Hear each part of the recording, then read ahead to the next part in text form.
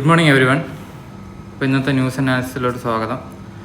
അപ്പോൾ ഇന്ന് ഇമ്പോർട്ടൻ്റ് ആയിട്ട് ഹൈലൈറ്റ് ചെയ്തിട്ടുള്ള ന്യൂസ് ഹെഡ്ലൈൻസ് ഏതൊക്കെയെന്ന് നോക്കാം ആദ്യം. സോ ഫസ്റ്റ് ന്യൂസ് ഹെഡ്ലൈൻ വന്നിട്ട് the university versus constitutionally protected speech. അപ്പോൾ കോൺസ്റ്റിറ്റ്യൂഷൻ റിലേറ്റഡ് ആയിട്ടുള്ള ഒരു ന്യൂസാണ്.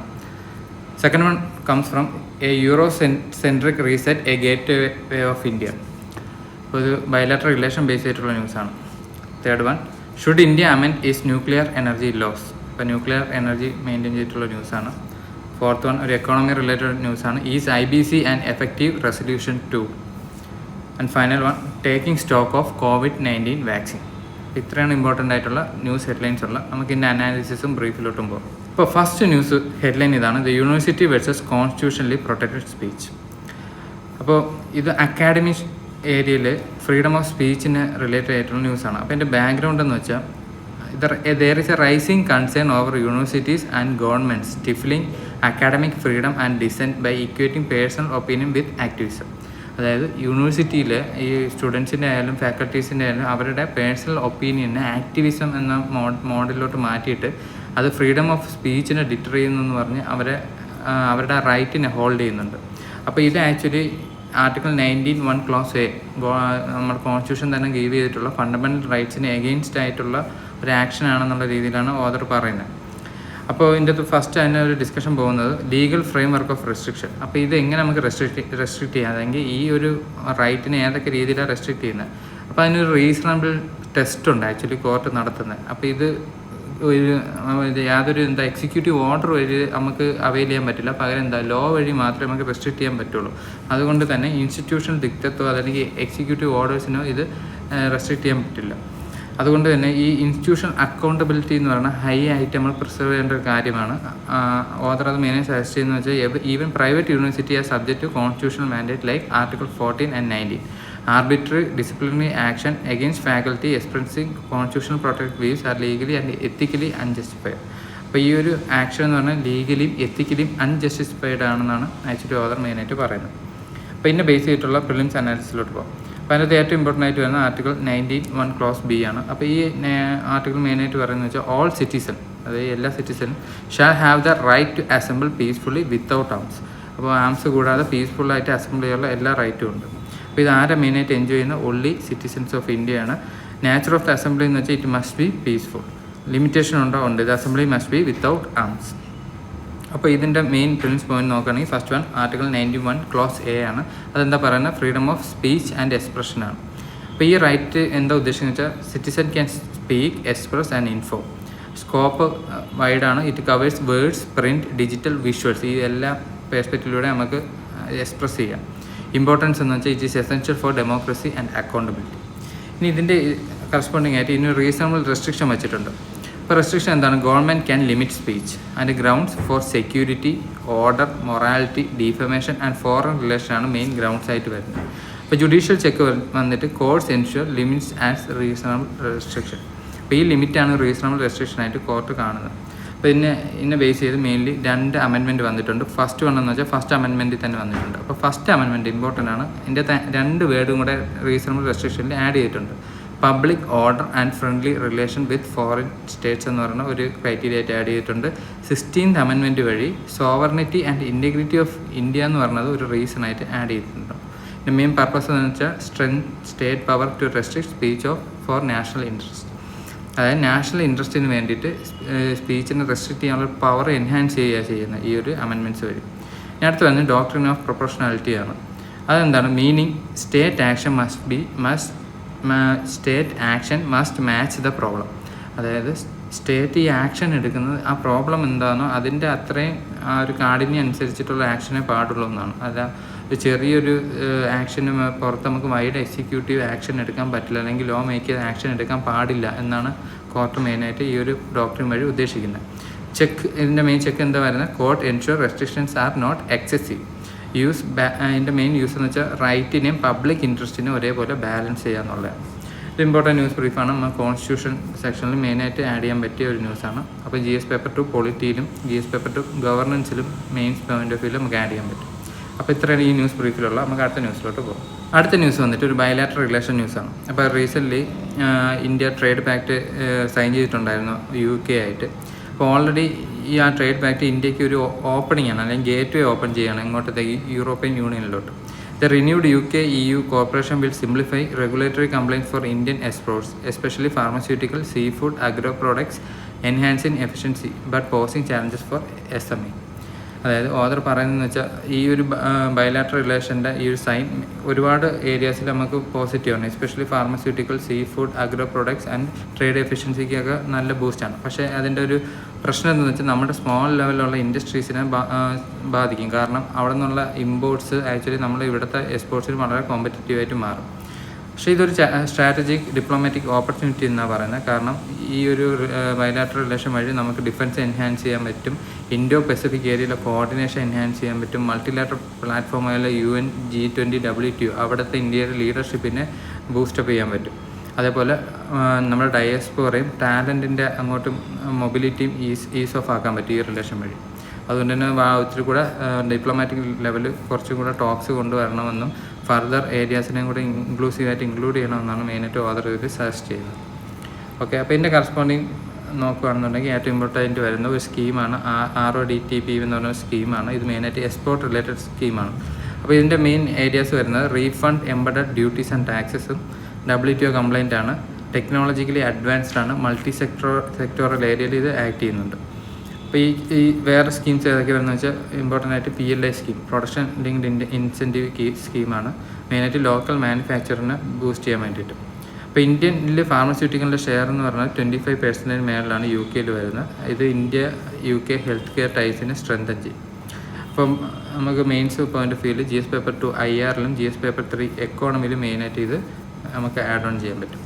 അപ്പോൾ ഇത്രയാണ് ഈ ന്യൂസ് മെയിനായിട്ട് ബ്രീഫ് ചെയ്ത് വരുന്നത്. നമുക്ക് അടുത്ത ന്യൂസിലോട്ട് പോകാം.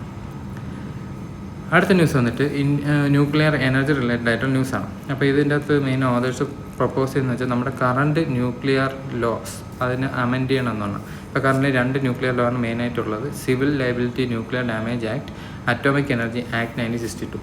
ഇത് രണ്ടാണ് മെയിനായിട്ടുള്ളത്. പക്ഷേ ഇത് എന്തുകൊണ്ട് ഇപ്പോൾ അമെൻഡ് ചെയ്യണമെന്ന് വെച്ച് കഴിഞ്ഞാൽ ഈ 2 ലോസും ഈ ഫോറിൻ ഇൻവെസ്റ്റ്മെൻറ്റിനെ റെസ്ട്രിക്റ്റ് ചെയ്യുന്നുണ്ട്. എന്തിനു ബേസ് ചെയ്തിട്ട്? ലയബിലിറ്റി ക്ലോസിനെ ബേസ് ചെയ്തിട്ട്.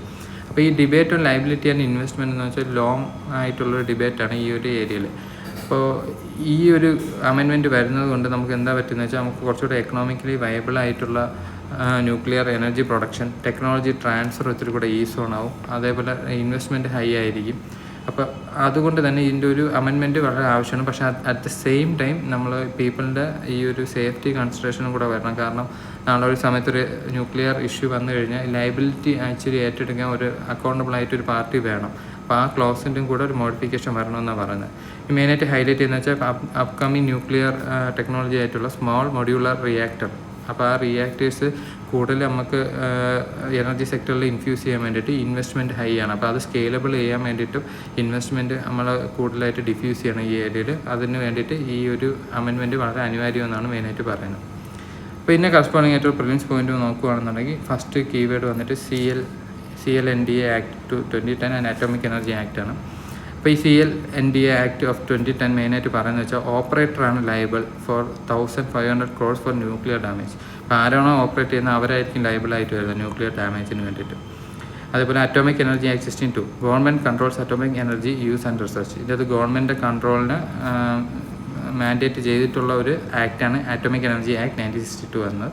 ഇപ്പോൾ മെയിനായിട്ട് ഇത് കൺട്രോൾ ചെയ്യുന്ന nuclear power corporation of India limited ആണ്, state own operator under this law. ഇനി ഇതേപോലെ വേറെ ഒരു കീവേഡാണ് കൺവെൻഷൻ ഓൺ സപ്ലിമെൻ്ററി കോമ്പൻസേഷൻ. അതെന്താണെന്ന് നോക്കാം. It is a global compensation. അതായത് ന്യൂക്ലിയർ ആക്സിഡൻസിന് സൈൻ ചെയ്യുന്ന മെയിൻ ഗ്ലോബൽ കോമ്പൻസേഷനാണ് ആക്ച്വലി ഇത് കൺവെൻഷൻ ഓൺ സപ്ലിമെൻ്ററി കോമ്പൻസേഷൻ എന്ന് പറഞ്ഞാൽ.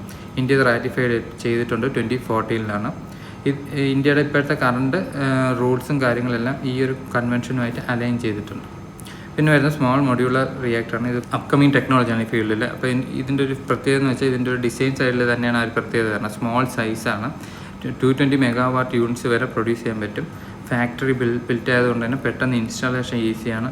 അതുകൊണ്ട് ഇത് പിന്നെ ഏതൊക്കെ ഏരിയസ് റീപ്ലേസ് ചെയ്യാൻ പറ്റുമെന്ന് വെച്ചാൽ call, as power generation, remote area എല്ലാം റീപ്ലേസ് ചെയ്ത് നിർത്താൻ പറ്റും. അപ്പോൾ ഇത്രയാണ് ഈ ന്യൂസിൽ മെയിൻ ബ്രീഫിൽ വരുന്നത്. അപ്പോൾ ഇത് നമുക്ക് GS പേപ്പർ 2 ഗവർണൻസ് ആംഗിളും GS പേപ്പർ 3 സയൻസ് ആൻഡ് ടെക്നോളജിയിൽ ന്യൂക്ലിയർ എനർജി ആംഗിളും നമുക്ക് മെയിനായിട്ട് ആഡ് ഓൺ ചെയ്യാൻ പറ്റും. അപ്പോൾ അടുത്ത ന്യൂസിലോട്ട് നമുക്ക് പോകും. അടുത്ത ന്യൂസ് വന്നിട്ട് ഇന്ത്യൻ എക്കോണമി റിലേറ്റഡ് ആയിട്ട് ന്യൂസാണ്, എസ്പെഷ്യലി ബാങ്കിങ് റിലേറ്റഡ് ആയിട്ട് ന്യൂസാണ്. അപ്പോൾ ഇതിൻ്റെ അകത്ത് ഒരു മെയിനായിട്ട് ഡിസ്കസ് ചെയ്യുന്നത് ഇൻസോൾവൻസി ആൻഡ് ബാങ്ക്രപ്സി കോഡ് എന്ന് പറഞ്ഞിട്ട് ഒരു ബാങ്കിങ് ഏരിയയിലുള്ള ഒരു കോഡിനെ ബേസ് ചെയ്തിട്ടാണ്.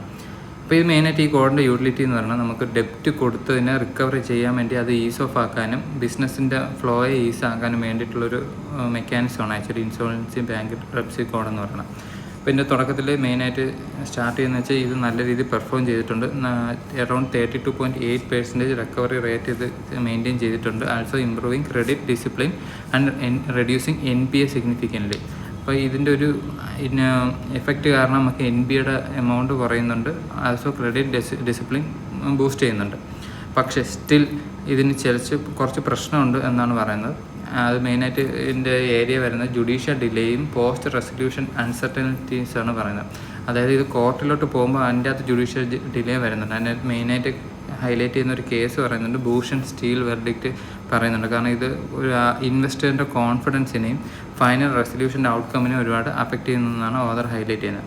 അതുകൊണ്ട് തന്നെ ഈ ഒരു ഏരിയയിൽ റിഫോം ആവശ്യമുണ്ട്. അത് മെയിനായിട്ട് സജസ്റ്റ് ചെയ്യുന്നത് ട്രിബ്യൂണൽ ഇൻഫ്രാസ്ട്രക്ചർ എൻഹാൻസ് ചെയ്യുക, പ്രീ പാക്കേജഡ് ആയിട്ടുള്ള ഇൻസോൾവൻസി സ്കീംസ് കൊടുക്കുക, കൊമേഴ്സ്യൽ ഡിസിഷൻ വയബിൾ ആക്കുക, ജുഡീഷ്യൽ സ്റ്റാൻഡേർഡ് അനുസരിച്ച് വയബിൾ ആക്കുക എന്നുള്ളതാണ് മെയിനായിട്ട് കൊടുക്കുന്ന സജഷൻ എന്ന് പറയുന്നത്. അപ്പോൾ ഇത് ബേസ് ചെയ്തിട്ടുള്ള ഇമ്പോർട്ടൻറ്റ് കീവേഡ്സ് നോക്കുകയാണെങ്കിൽ first one insolvency and bankruptcy കോഡാണ്. അപ്പോൾ ഇതിൻ്റെ മെയിൻ ഗോൾ എന്ന് വെച്ചാൽ ടൈം ബൗണ്ട് ഇൻസോൾവൻസി റെസൊല്യൂഷനാണ്. മെയിൻ റെഗുലേറ്റർ IBB ആണ്.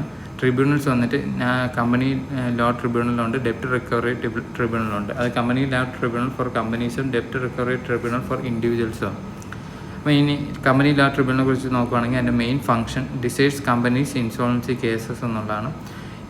ഇതിൻ്റെ മെയിൻ അതോറിറ്റി വരുന്നത് പ്ലാൻ ചെയ്യുക, അതേപോലെ ലിക്വിഡേറ്റ് ചെയ്യുക. ഈ മെയിൻ ഏരിയയിലാണ് ഇതിൻ്റെ കോഴ്സ് ഓഫ് ആക്ഷൻ വരുന്നത്. ഇതിൻ്റെ മെമ്പേഴ്സ് ജുഡീഷ്യൽ മെമ്പർ ഉണ്ടാവും, ടെക്നിക്കൽ മെമ്പേഴ്സും ഉണ്ടാവും. അപ്പോൾ ഇത്രയാണ് ഈ ന്യൂസിൽ മെയിൻ ഹൈലൈറ്റ് ആയിട്ടുള്ള പ്രിലിംസ് പോയിന്റ് എന്ന് പറഞ്ഞാൽ മെയിൻസിൽ നമുക്ക് എക്കോണമിയിലും ഗവർണൻസ് ആംഗിളും മെയിനായിട്ട് ഇത് കണക്ട് ചെയ്യാൻ പറ്റും. അടുത്ത ന്യൂസ് വന്നിട്ട് കോവിഡ് സിറ്റുവേഷനെ കുറിച്ചിട്ടാണ്. അപ്പോൾ ഇത് മെയിനായിട്ട് ഹൈലൈറ്റ് ചെയ്യുന്നതെന്ന് വെച്ചാൽ ബാക്ക്ഗ്രൗണ്ട് വന്നിട്ട് ഇന്ത്യയിൽ കോവിഡ് കേസസ് മൈൽഡായിട്ട് റൈസ് ചെയ്യുന്നുണ്ട്.